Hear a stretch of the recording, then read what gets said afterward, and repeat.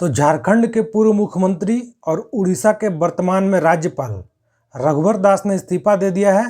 और जैसी चर्चा है, चर्चा क्या लगभग कन्फर्म ही समझिए, रघुवर दास पुनः झारखंड की राजनीति में वापसी करने जा रहे हैं, भाजपा में वापसी करने जा रहे हैं और आगे आने वाले समय में झारखंड में भाजपा को नेतृत्व प्रदान करेंगे। आपको पता ही होगा कि पिछले ही साल रघुवर दास को उड़ीसा का राज्यपाल बनाया गया था, लेकिन जैसी चर्चा थी, लगातार विधानसभा चुनाव के बाद ऐसी चर्चा चल रही थी कि रघुवर दास फिर से राजनीति में वापसी करने वाले हैं, झारखंड में वापसी करने वाले हैं। लेकिन विधानसभा चुनाव खत्म हो गया, परिणाम भी आ गया, नई सरकार का गठन भी हो गया, लेकिन अब जाकर एक खबर आई है कि रघुवर दास ने इस्तीफा दे दिया है और अब फिर से झारखंड की राजनीति में वापसी करने जा रहे हैं। और एक सबसे महत्वपूर्ण बात जो शायद आपने यहाँ से पहले कहीं नहीं सुना होगा कि रघुवर दास ने अक्टूबर में ही अपना रेजिग्नेशन लेटर भेज दिया था राष्ट्रपति महोदय को, लेकिन अब जाकर वो एक्सेप्ट किया गया है। यानी अक्टूबर में भेजा था, यानी अगर अक्टूबर में एक्सेप्ट हो जाता तो विधानसभा चुनाव से पहले ही रघुवर दास आपको झारखंड की राजनीति में देखने को मिलते। लेकिन अब जाकर उनका इस्तीफा स्वीकार हुआ है। रघुवर दास के झारखंड की राजनीति में वापसी की खबर को भवनाथपुर के पूर्व विधायक भानु प्रताप शाही ने भी कंफर्म किया है। रात को ही भानु प्रताप शाही ने अपने एक हैंडल पर लिखा कि रघुवर दास जी का झारखंड में भाजपा की राजनीति में फिर से स्वागत है। तो लगभग अब कंफर्म ही है, इसमें बिल्कुल भी डाउट नहीं रखना चाहिए। और आप लोग ये भी देख रहे होंगे कि जो भाजपा से जुड़े हुए लोग हैं उनके बीच में थोड़ा पॉजिटिव माहौल हो गया है जब से खबर आई है कि रघुवर दास फिर से वापसी कर रहे हैं। भाजपा के कार्यकर्ताओं में एक थोड़ा ऊर्जा का संचार हुआ है, क्योंकि जब से विधानसभा चुनाव का परिणाम आया था और बीजेपी बुरी तरह से हारी थी, उस समय से बीजेपी के नेता कार्यकर्ता बिल्कुल सुस्त पड़े हुए थे। और जो यहाँ भाजपा को लीड कर रहे हैं बाबूलाल मरांडी, वर्तमान में प्रदेश अध्यक्ष हैं, उनमें वो थोड़ा स्पार्क नजर नहीं आता है। बाबूलाल मरांडी अग्रेसिव नेता नहीं है। बीजेपी के केंद्रीय नेतृत्व को लगता है कि झारखंड में बीजेपी को एक अग्रेसिव नेता चाहिए। ऐसा नेता चाहिए जो जमीन पर उतरकर कार्यकर्ताओं के बीच में रहे, उनसे लगातार मिले और जमीन पर लड़कर विरोधियों का मुकाबला करे। तो वर्तमान में बीजेपी के पास रघुवर दास से बढ़िया विकल्प नहीं है, क्योंकि आप अगर नजर उठाकर देखें भी तो 22-23 जो विधायक जीत कर आए हैं या फिर जो नहीं भी जीते हैं, उनमें से कोई वैसा आपको प्रॉमिसिंग नहीं दिखता है जो कि यंग हो, 40 साल 50 साल का हो और आगे नेतृत्व कर सकता है। बाद में भले ही कोई निकल कर आ जाए, लेकिन वर्तमान में कोई नहीं दिख रहा है। और सबसे जरूरी बात, जब 2019 का विधानसभा चुनाव हुआ था, जब रघुवर दास मुख्यमंत्री थे, तब उनकी छवि बिल्कुल नकारात्मक हो गई थी, बिल्कुल उनकी छवि खराब हो गई थी। लोग उनके बारे में बहुत गलत सोचते थे, खासकर जो सरकारी नौकरी की तैयारी करते थे, युवा वर्ग। झारखंड के युवाओं ने उनको चुनाव हरवाया था।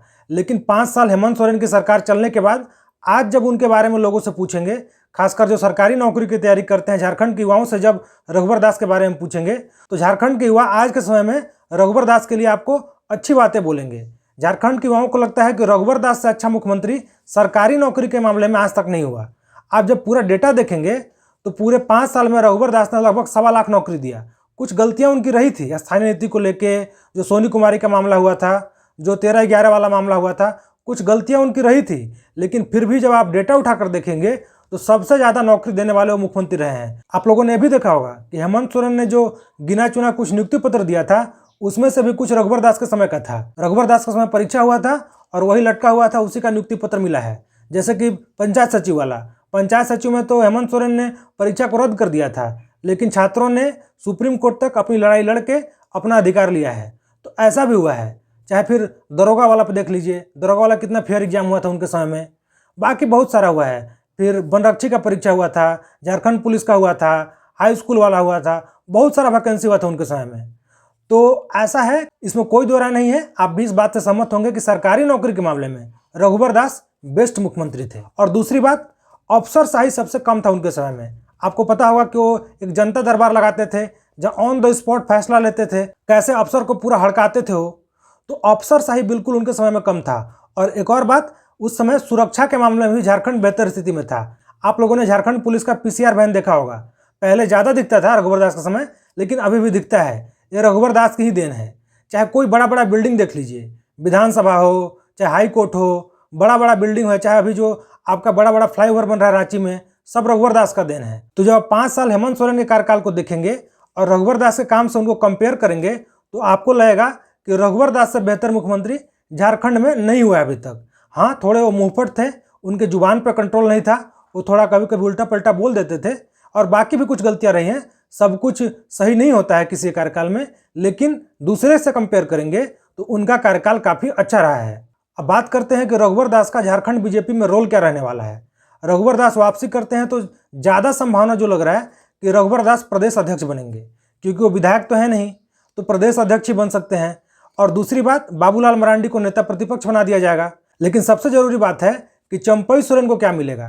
चंपई सोरेन को कोई पद मिलेगा या नहीं, लेकिन जो लगता है उसके हिसाब से अभी वो सरायकेला के विधायक हैं, हो सकता है अगले 1-2 साल वो काम करें विधायक के रूप में, फिर उनको बीजेपी किसी राज्य का राज्यपाल बना दे और फिर उनके बेटे को सरायकेला से उपचुनाव लड़ा दिया जाएगा और फिर बेटा उनके राजनीति को आगे बढ़ाएंगे।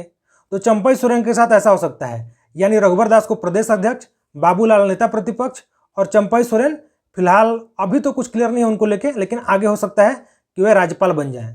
और दूसरी बात, कुछ लोग ये भी खबर उड़ा रहे हैं, आप लोग देखे होंगे सोशल मीडिया पे, कि रघुवर दास बीजेपी के राष्ट्रीय अध्यक्ष हो सकते हैं, क्योंकि जेपी नड्डा का कार्यकाल लगभग खत्म हो गया है और अगले 1-2 महीने में बीजेपी को नया राष्ट्रीय अध्यक्ष चुनना है। तो कुछ लोग ये भी बोल रहे हैं कि रघुवर दास बीजेपी के राष्ट्रीय अध्यक्ष हो सकते हैं, लेकिन मुझे नहीं लगता है, क्योंकि झारखंड में विधानसभा चुनाव भी खत्म हो गया है। अगर चुनाव से पहले बात बोला जाता तो फिर भी कुछ बोला जा सकता था कि हाँ, संभव है कि हो सकता है झारखंड के चुनाव को देखते हुए एक ओबीसी नेता को बीजेपी का राष्ट्रीय अध्यक्ष बना दिया जाए। लेकिन झारखंड में विधानसभा चुनाव खत्म हो गया है, अब जो होना है 5 साल बाद 2029 में होना है।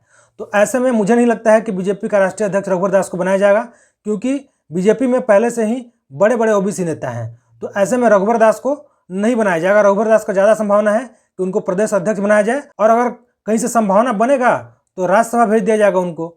तो फिलहाल तो यही संभावना है कि उनको प्रदेश अध्यक्ष ही बनाया जाएगा।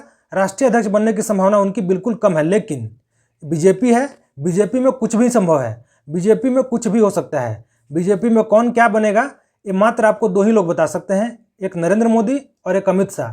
बाकी जो भी खबर होती है वो अफवाह होती है, तो कुछ भी कहा नहीं आ सकता है।